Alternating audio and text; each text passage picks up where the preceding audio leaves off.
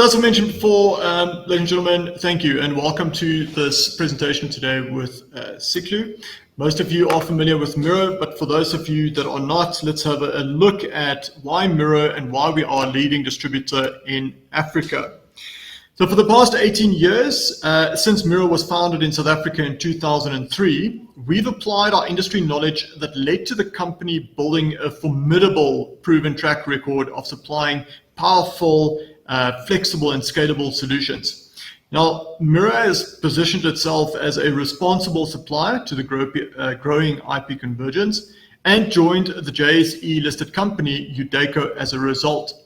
As a proud PE level 4 contributor, we also sell and export to 35 countries around the world.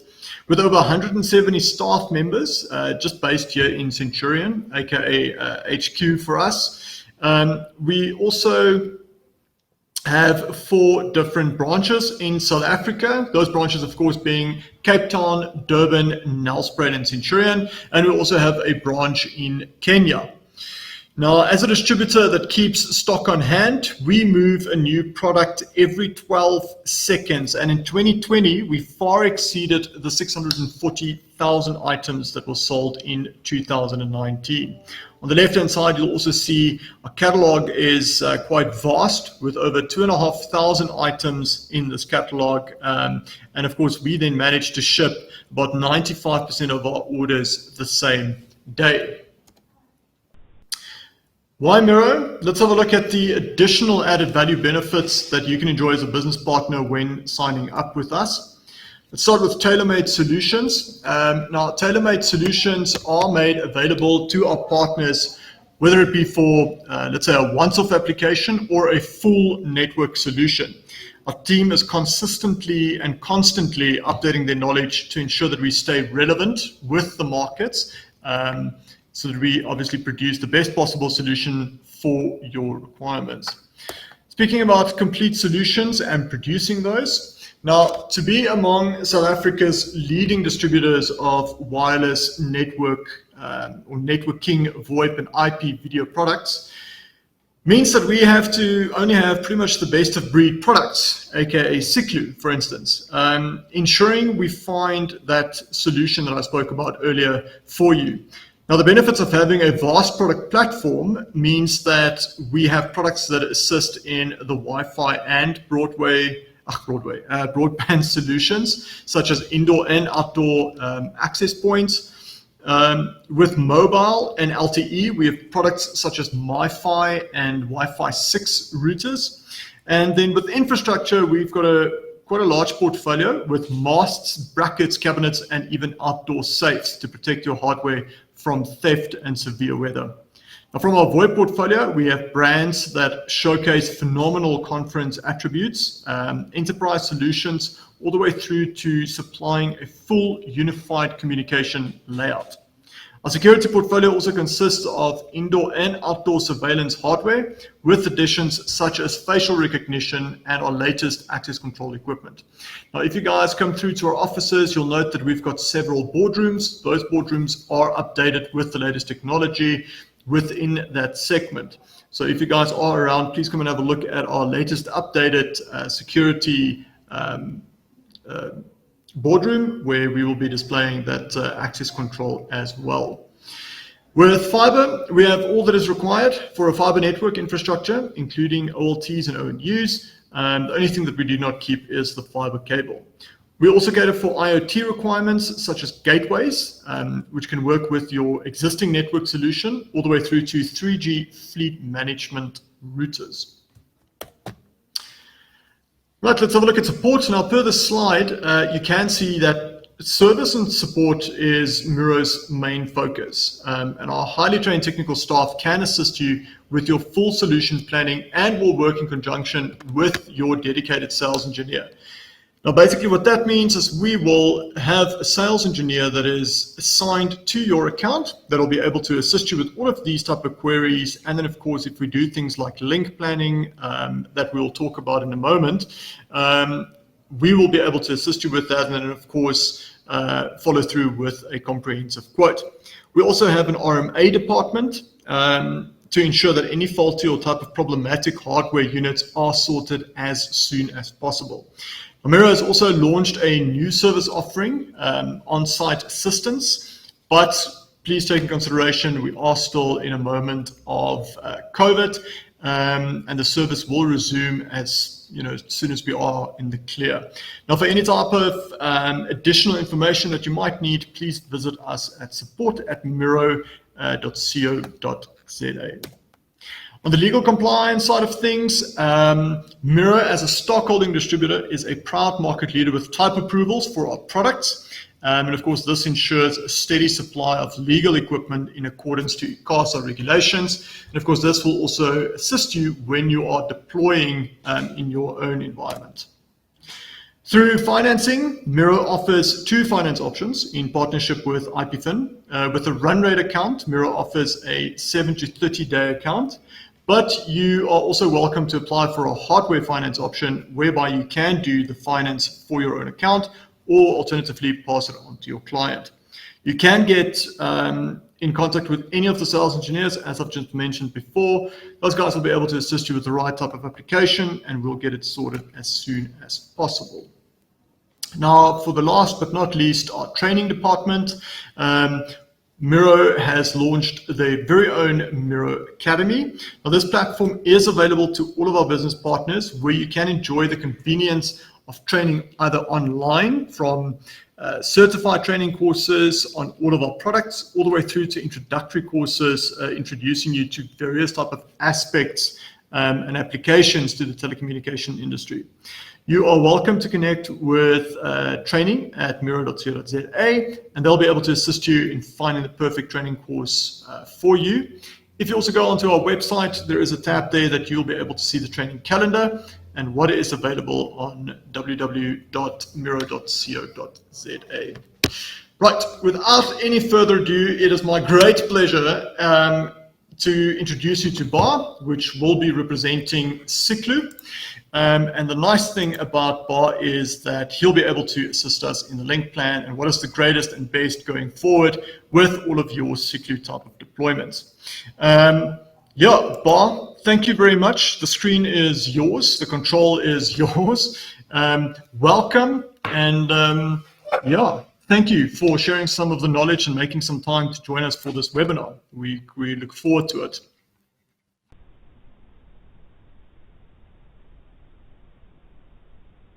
Hello, Almo, can you hear me?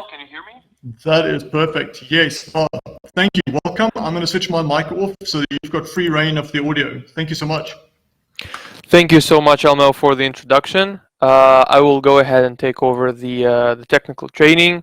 So just a quick introduction. My name is Bar Grant. I'm from Siklu, and today we'll go over mainly the network design tool.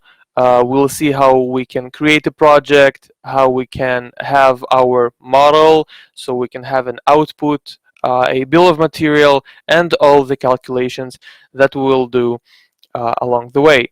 So just a few slides to get things going, a few words about Siklu. You can see that Siklu is leading in the millimeter wave industry, and it has a large scale of deployments, a lot of smart cities, a lot of patents. And if we break, let's say, the spectrum of the working technology, we mainly use V-band and E-band. So this will be in the area of the 60 gigahertz, which is the V-band, or the 70, 80 gigahertz, which will be the E-band. This is a zero interference, much higher scale, where you have a higher throughput and a bigger stability for your services.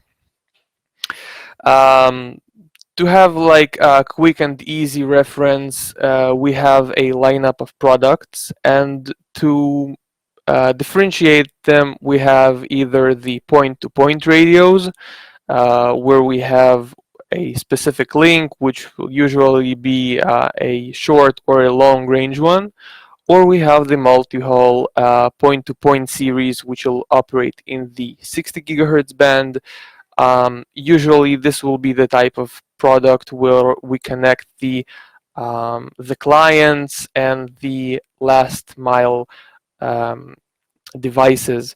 We will see how we will use all of the equipment today on our design that will start from scratch. So to take a look at a few software tools that Siklu provides, the first will be the link budget calculator that we will actually go right on this link right now. If you want to go and check this tool with us, you can absolutely do it right now. This is the link. You can see that this is free of charge. This is our link. This is where all the equipment will be, all the calculations according to the location and so on. I will show you right now how to do that. The self-registration will be using an email, and that's about it. A quick word for the other tools, one of them being the EMS. This is for the clients where you have multiple deployments, you have your radios that are out in the field, you want to have an easy reading and have the status or the faults of everything. This is something that Siklu provides. This can be on-premise, and as well as the main focal point of today's webinar, that is the network design tool. So you can see that the main benefits is the bill of material, the Google Earth file, and basically the ease of access and the ease of usability. I want to stop the slides here and actually open up the we'll make it in a second. That'll be a better idea. I want to introduce the Windy. Basically, how easy is it? And then we will make all the calculations and then take a look at the equipment. So basically, we will see everything on the live demo when I will open the project. But in a nutshell, we're going to select our devices. We're going to add our desired locations, which we will show all the ways to add. Basically, you have 3 simple ways. Other than that, we will show you how we will determine line of sight, how we will determine what connection can be done and what connection cannot be done. After which we will see that we have an algorithm that actually creates designs for us. You will see that basically we will have even results where we can see we have more or less limitations. Usually limitations that go down can go up in a cost because it can be in a difference of 1 or 2 additional units, basically representing less hops, resiliency, or other solutions that you will configure. This is something that we'll of course show. And then on the export, you will have the site data, the KML design, the bill of material, either that being a quick list or a more informative file. This is to quickly recap that this is something that we will see right now. And of course, in case you will need any sort of help, as well as contacting MiRO, you can always contact for help us as well. You can see that we have our site where you can open help tickets. You can find webinars or even other information that can be useful for you. If you have any questions, you can of course reach out in the group chat. I will take a look at that. Be free to stop and ask questions there. I will try to address this as well as possible. So the first one will be the Windy itself.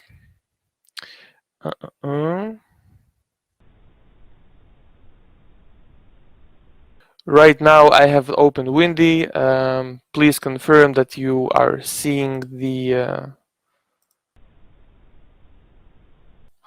open project. Yeah, we can see that fine. Thanks, Paul. Great.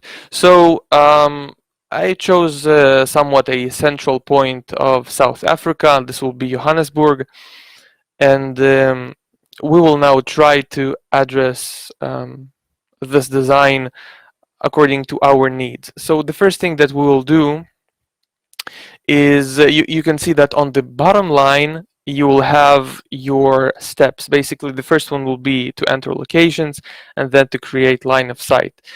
This is an easy way to see what you need to do next to create your design.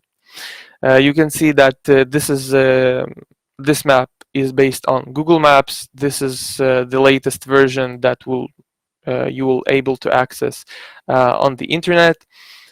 And the first one will be to enter the locations. So what are the ways to enter locations? You can add them manually.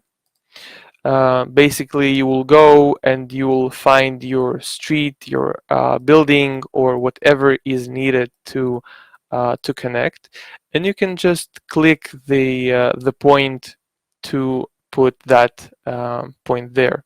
Of course, you can move it. You can move it to a desired location, whatever that will be. And every point you will be able to change the properties. You can change, let's say, the name. We can call it the main building. Then if you need to change something, maybe you have decimal coordinates, you can change it right here. If you want to adjust things like the height, you will be able to do so here, as well as having your method of height. So what we like to do is having a consistent way, a consistent method of the points that will be relative to the ground, or absolute, meaning relative to sea level. For this webinar, we'll use relative to the ground. You can see that this is a pretty tall building. Let's say there's like a 25-meter building. This is what we have configured. This is great, and we will start from here. Now you can do more things to add points. You will be able to see that on the road map there are houses already there. So if you use house detection, maybe this is a large scale project and you would like to, maybe instead of adding manually or having coordinates of every single house, you will able to select an area and just click house detection. In this specific area, the algorithm will run on what Google has been updated the last, and it will of course count all the houses. Now this is something to note, that if this is a very distant area, maybe Google Maps there updated the satellite image, but the road map was not updated, so you will be able to see on the satellite that there is a building right here, but on the road map it has not been updated. This is something that you will be able to add manually on the map itself. So far, this is a convenient way to add a lot of locations.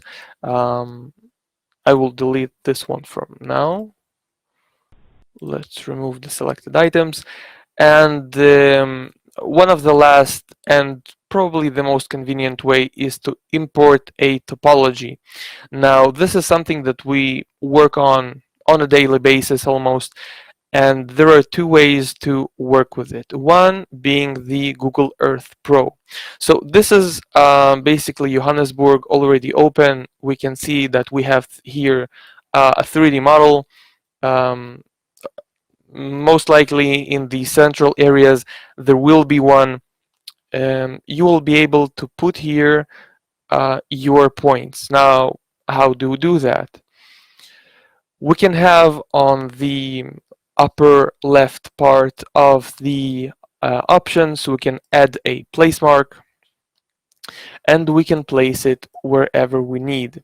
Let's say from the building that we have chosen, we would like to connect the stadium. We will place it right here. We will check for the height. I can see that the differences on the lower right part showing me the height difference. On the top it will end in 4, 5, and on the street it will end on 11. So basically we have a 29-meter height right here. We can go. Now this is the properties of Google Earth. We can go and use relative to the ground as we have used before, configure our altitude. Also, we can call it the stadium. And this is one of the points that we've added. Now, if we would like to add maybe another connection, another point, we can do that as well. We will go ahead and connect maybe this house. This will be, I'm sorry, this will be building number 1. And from here we would like to connect maybe a few businesses, something simple, maybe just the area, the neighbors that would also like to receive the same connectivity. We'll call this building 2. You can note that when I'm adding these points right now, I have not chosen altitude, and that's okay. You do not have to. This is something that you will be able to see on the KMZ file on the output, and we'll show you both ways. So let's just add another one. This will be the 4th one, and this will be, let's say, here, right? So you can see that this, if let's say the pinpoint is not on the right place, you can go to properties, move it to the right spot. If it's maybe inside of a building and you want to bring that up, you can choose the altitude relative to the floor, to the ground, I'm sorry, 37, 11. So this will be as well 26 meters. And then we see our pinpoint back. So what do we do? How do we import these pinpoints to our Windy project? Basically, what we do, we add another folder. Let's call it locations.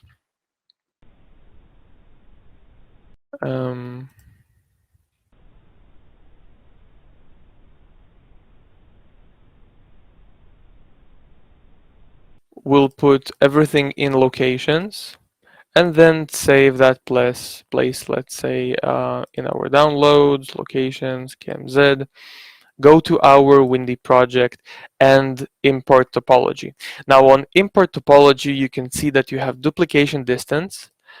In case you have manually already entered a location, and when I'm now adding through the KMZ, you can see that supported file extensions are Excel and KML.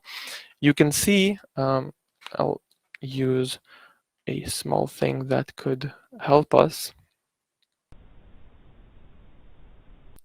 I'm sorry, just a second, like that. So you can see that duplication distance right here is 5 meters, and the supported file extensions will be Google Earth file and Excel.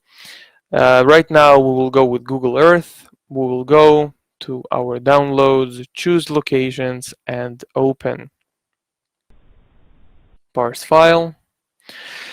You can see that we have basically 5 new nodes, and we do not have duplications or anything, so we will proceed and have our new points right here on the map. So Just for the quick reference, this was the Google Earth file way. This is a nice way, this is a graphic way where the client can specify the desired locations. This is something that you will see on the file. But another way is to use decimal GPS coordinates. So if you're having, let's say, a few houses that you would like to connect, you can go and easily check for GPS. Let's say we'll go and use Johannesburg, go to Google Maps, we will use satellite, we'll try to find, here's the stadium, here are the buildings that we have connected near the stadium, they're right here. Maybe we would like to add another house. If we click that place, Google Earth will show us the place mark and decimal coordinates will be right here. This is an easy way to find the coordinates whatever, wherever that is on the map. Basically, we can go manually at a point, go to properties here, and just change the GPS coordinates here. But this is for maybe like a point or two. In case you have many locations and you have your decimal coordinates, there was some type of a field survey, maybe there's a new neighborhood that you would like to connect, and there's not 100% chance that the visual will be updated on Google Earth. That's no problem. This is something we encounter a lot. We'll go to download template. Now you can see that there's a small icon on the enter locations on the left bottom part. Basically what it does, it downloads a template. You can open that and it shows you, I will drag on my screen, it will show you the format where you can add unlimited number of points. This will be a fast way. Basically, you will have a node name. We will say that this is building 5. Address is not mandatory. Latitude and longitude will. In case you're not sure which one of them is which, you can always check on the map itself. You can see that longitude starts with 28. This is absolutely okay to check if you need. We'll go with this will be our longitude. This will be our latitude. Once we have the name and the GPS coordinates, we will have the altitude mode. We've started with relative. We'll go with relative height. If we checked and we know, we can write a value. In case we do not, we can leave it at 0. Will this be our fiber location? In that case, no. Capacity, we're not interested right now. Multi-hole type can be any. And we're not covering layers today to have a more simple way of getting it, but this is like the minimal requirement to add to Windy. You can see that the only areas where it's not mandatory is address and nodes. If you don't remember what you need to add, value will basically guide you on the file itself. So we will save that one. I promise from there on it runs much faster. On downloads, import file template, we will go with webinar. Save. Oh, I'm sorry. We will go for the downloads. Yes. And add the same way as we had the Google Earth. Open, parse. You can see that you can add basically in a few ways, and you will see conflicts in case there are some. So when we added our locations, the next step will be line of sight. Now to check our line of sight, we can use the Google Earth file. This is an important bit. For this equipment to work, we need a clear line of sight. There is no need for a huge gap or a free space. A basic line of sight to the far end will be enough. So if we have checked on the 3D model or on our field test, we can see that, let's say we chose, I think, this building. We can see that, let's say we have a fiber on a tall building or a skyscraper in that case, something that will be tall, 100% there's connectivity, and we want to extend that connectivity forward.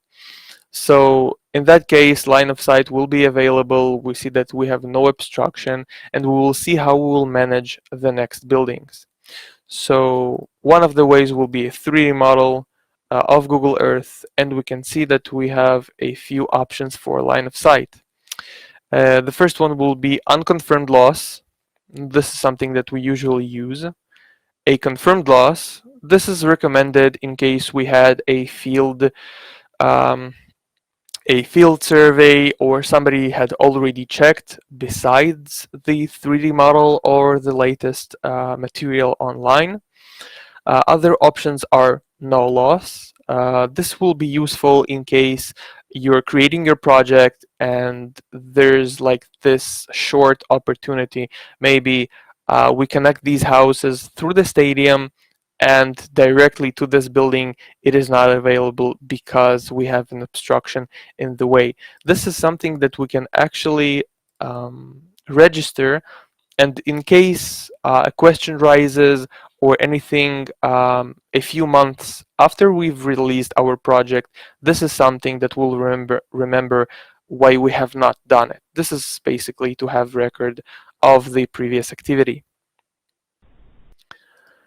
So after we've seen that, the last one will be a wired link. This is basically if we're adding more points, maybe we want to add here, let's say, cameras.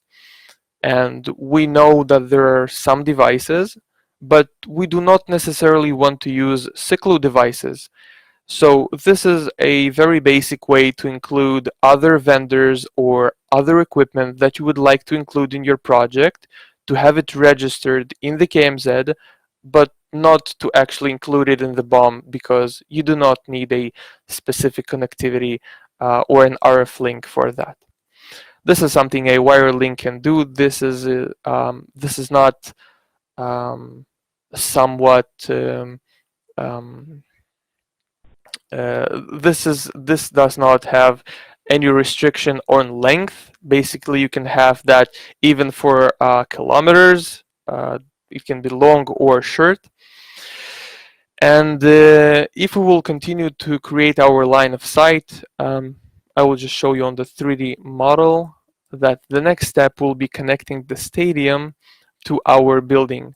We can see that from the stadium, from this place that we chose, we can see directly building 4, building 1, but building 2 we may have needed to connect the left side of it, not the right, because we may have line of sight obstruction. I will just zoom in a bit so we could understand that this is our window of opportunity. So in that case, we will have a relay for building 3 for sure. How do we register on the map? We basically connect the main house.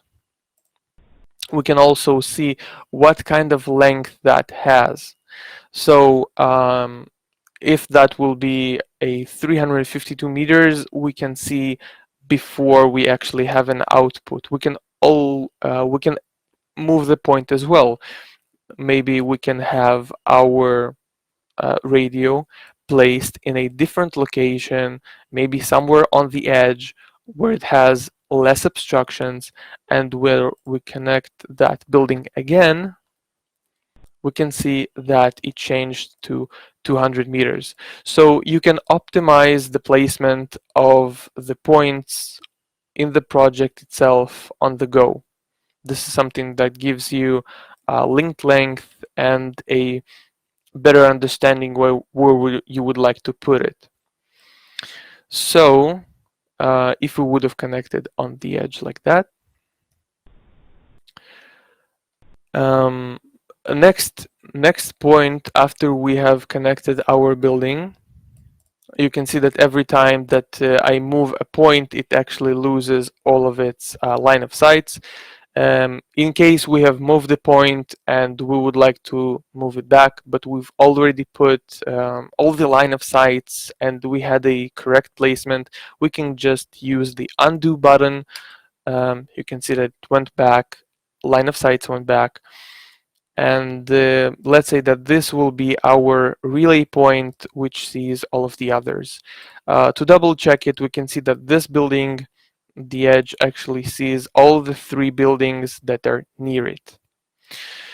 So we have basically went through 2 major steps: recognizing our locations, entering to the project, connecting them, understanding how it could be connected, and then our next step would be design.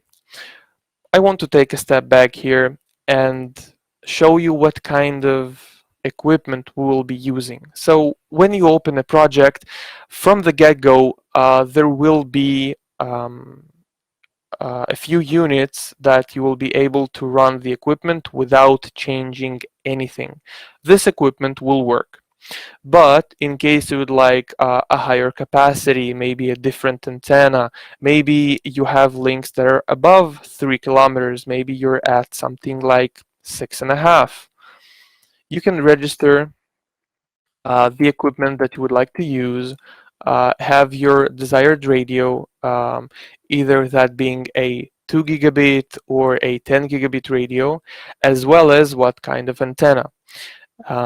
If we would take just a quick look at what kind of options do we have here, I will just zoom in a bit so you have it neat and tidy. So we can choose our antennas based on the link budget calculator. This is something that we will see right now. The main difference between the regular sizes and the Dash DL5 is that the DL5 supports sub-6 radios that will act as a standby link. So this is for redundancy. This is in case you have a long link, you want to have a backup in case something happens. You can already in Windy have it basically calculated in advance. This is something that will be registered in the BOM. Like I said, there's a long link, you would like to have backup. You can as well choose what kind of multi-haul you will have. This is mainly the main difference are the ports. As you can see, it's copper, none, or 3 copper, or a use of SFP as well. Let's say we're going for the classic copper port.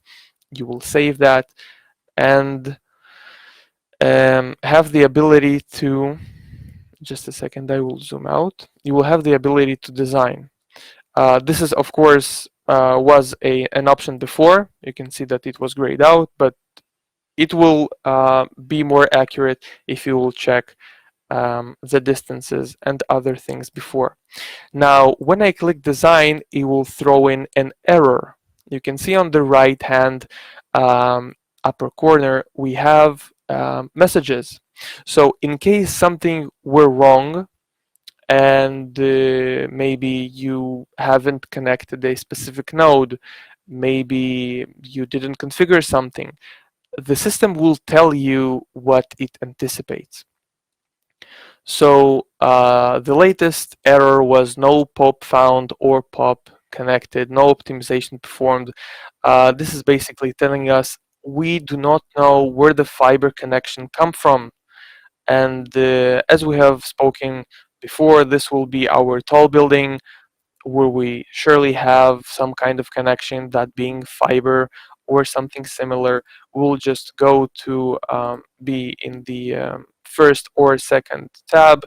We will click on properties and configure is POP. you will see that the logo changed. Instead of being just a white circle, it is now having a like an electricity symbol or a bolt on it.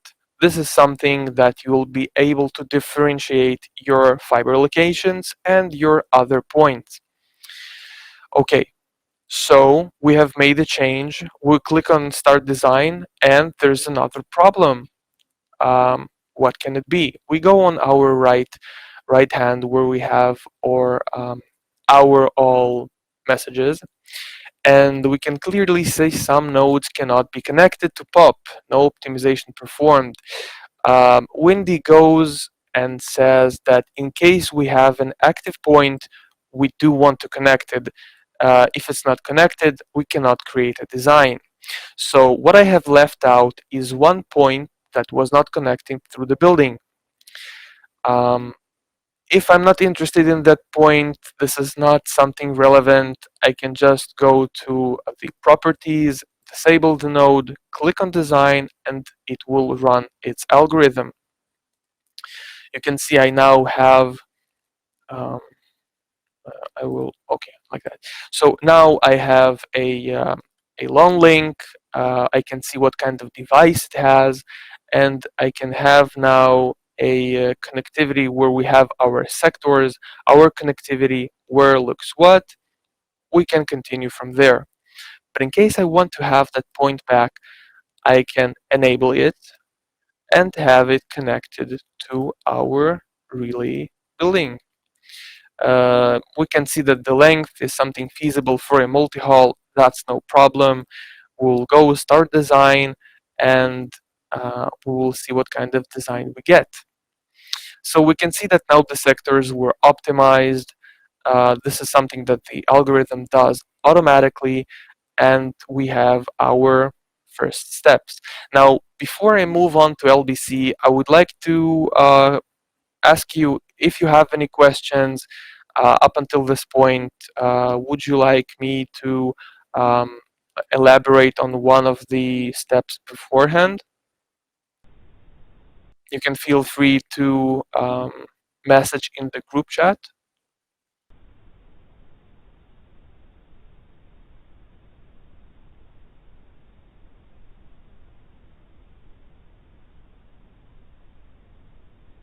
I see Danny as well ask if there are any questions. If there are no questions, I will show you just for a quick few minutes what the LBC is and why do we use it, and then we'll see the KMZ output as well as our bill of material, um, the main focal points that we want to have at the end. So the LBC, the link that we have shown before, this is a free of charge registration. You can see that the register button is on the left side. This is to have record of your registration. Once you log in, you activate your email, you can have the link budget calculator. Now, this is a very simple calculator. It goes basically with two steps: selecting a location and settings. So let's use city. Go to. Sorry, just a second. Oh, okay. South Africa, Johannesburg. This is where we have our project. The link budget calculator is based on the rain records that were in the past 30 years. It will show you statistical attenuation that we're anticipating. This is how we can predict our performance. One of the links was 1200 FX. We can go back, we can check again. We can see that this is the Etherhole 1200 FX. This is something that was on the default. Of course, if we want to change the device, we can have the options here. Maybe this is a 10 gigabit required link. No problem. You're just changing the equipment that you desire, and that's it. So let's say we have the 8010. We have the kilometer and a half distance, by default, it goes with 1-foot antenna. This is something that we will be able to change. I will show this in a minute. And we can see all the expected performance right here according to the rain zone of South Africa.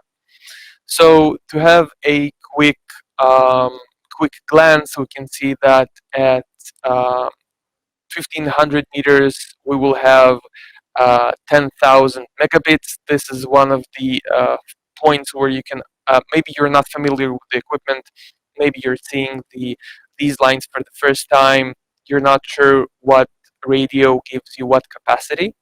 So you can see that this is actually reaches a profile of QAM 128. The capacity in that case will be a top of 10 gig. If you would have went with the previous radio, you would have calculated the same link length. You will see that it would reach 1 gig. This is being the FX full duplex model, basically 2 gigabit aggregated. Link budget calculator shows you a lot of information. Um, if we use that radio, we can understand that the link availability will be 5 nines. This is all well, great availability. You can see that 5 nines is something that will be, this is actually the same standard as fiber optics. We assume less than 6 minutes annually of downtime. You can understand that this is a robust link. In case you're in for what kind of attenuation for rain does it really withstand, we can see that the top modulation actually withstands 42 millimeters an hour of rain, and um, as long as the modulation is lower, it can withstand a higher rain rate. Of course, 92 and 125 millimeter an hour, that's like a hurricane. That's absolutely crazy. So we understand there is virtually no downtime anticipated. So this is how we commission a link. We understand that this link is suitable. After we've checked our links, going back to, okay, I will just run the design again. We can understand that we have a few options. As we have spoken before, we have this option, and maybe we want to check another option. What kind of different options do we have? We can see that algorithm can show us a few of them. So if we see that we're going for the more performance oriented, this will be a better solution. If we want to have less equipment, the previous design will be better. Basically, you will opt between the economy design and the performance design. Let's say this design is something that suits us. Of course, the multi-haul calculation will be the same. You can find the multi-haul, run it. Let's say our links were something like 160 to 100 at maximum. We can see that the availability will be absolutely perfect. Of link up, the upper modulations will be 4.5 or 6, or sorry, 5 nines, 4.5, 5. So that's great. Later on, we can go and export this design to KMZ. Why do we need to export to KMZ? Because we would like to show our client what we can deliver. So there are a few points that we can disable. Let's say layers design. This is something we have not covered, but it's not critical. You can see that we have not actually stated the correct height for this building. So if we want to have a quick fix, this will be 87, this will be 43. Okay, so this building, according to Google Maps, is 45. Just a second, we'll have a quick fix. Instead of 25, this is a 45-meter building.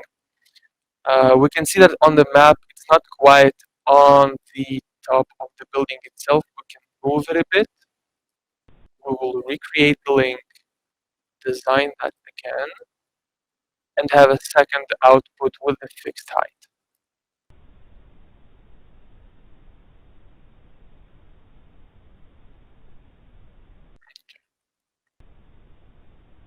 Export design to KML. We will disable the previous one. Line of sight is not something that is needed. Network design. We'll disable the layers. It is not relevant. Why does it want to? Second.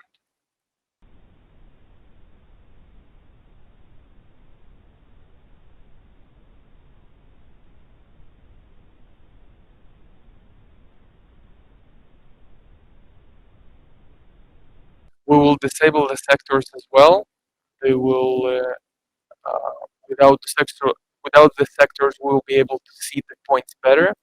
So as you can see, the height here, where we have put it, is actually interferes with that stadium part. So now we have a better visual, and next thing we can do is just to move the point upwards. This gives us a clearer picture. Now, if we take a look at the building, of course, the point here can be moved. We can see that here there is no interference. The building can be accessed, and what we did not do is configure their height. We can check that out on the project itself. Second. In properties, we can see that the height was 0. So that corresponds with our input, and where we did configure the height, we would be able to see that in the 3D model. Now, moving on to the model that we have created.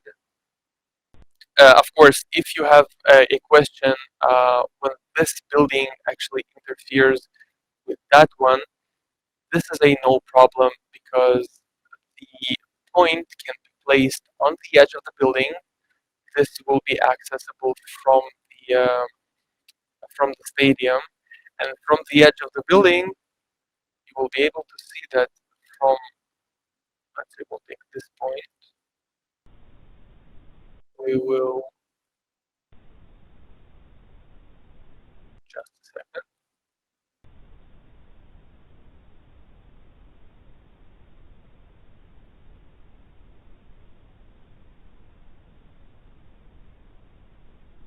Oh, I cannot catch it. Never mind. So you will be able to have a clear line of sight across the street. Now, when we have created our design, we also want to know what kind of equipment do we need to achieve that. Bill of material, in summary, gives us all the right equipment. Of course, you will be able to have your discounts or the type of calculations that you will be able to do right here as well. But here, everything will be included. So if there will be an antenna needed, a PoE injector, maybe you're looking for capacity licenses, mounting kits, everything is included in the PoE, so you will not have troublesome project rollout. Everything included, everything calculated. Of course, you can change what you would like here. Maybe you're not interested in services. Maybe you would like to modify it somehow. You can always export the bill of material and change everything here, because um, it has functions that will be able to calculate whatever is needed. So if you would like another base unit for you to have, maybe for another project that you already made the project before, you will be able to edit right here. The price will be added, and this is something that can be sent to your supplier. Quantity, the discount, and everything can be calculated here, all on the easy file. Of course, a more detailed one can be seen, and export it on the BOM review. This is something that goes over all of the sites that you have configured. I see that I'm running out of time. Just for 1 minute. You can see that here on the stadium there will be a one radio, and let's say on building 5, what was it? Building 1, building 1 will have a base unit in 2 directions. So you will be able to sort your sites according to equipment, having your field team knowing what is the right thing to install on that place. Now we have covered Windy, link budget calculator, the outputs, and I would like to get some feedback from you in case you have any questions or maybe suggestions for that case. Please feel free to send us a message in the group chat.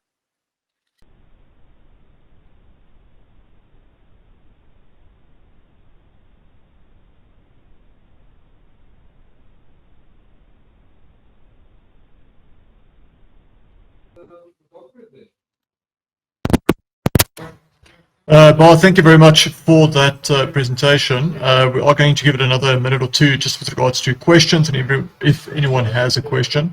I just want to also mention that this training session or this webinar has been recorded, and it will be up on our MiRO Academy platform and also our YouTube channel. So if you guys can subscribe there and or join us on MiRO Academy in the next week or so, this webinar will be available. But let's leave it another minute or so for questions. Thanks, Bar. Oh, I'm glad to be here. Thank you for hosting this this webinar. It's always a pleasure. Windy is an interesting tool, and customers gain experience as well as knowledge from it. As you have seen, there are numerous places where you can discover equipment as well as your possibilities. So please keep us updated, and I hope I will see you again. Thanks so much, Bar. Thank you, everybody that have joined today. It was really informative, and I look forward to some online questions. I've just posted my email address on the chat box. So if there are any belated questions regarding this webinar, if you want to find out more, not just about this link planner, but also the actual product applications, you're welcome to get in touch with me, and then we can have a good chat and a good follow-up. Siklu in general, thank you. Danny, I see that you're part of the panelists as well. Thank you very much for joining us today. Again, Bar, thank you. Clayton, Fred, Gideon, yeah, I hope to see you guys soon. And please visit our branches as well if you want to have a look at some of the actual stock. That's it from our side.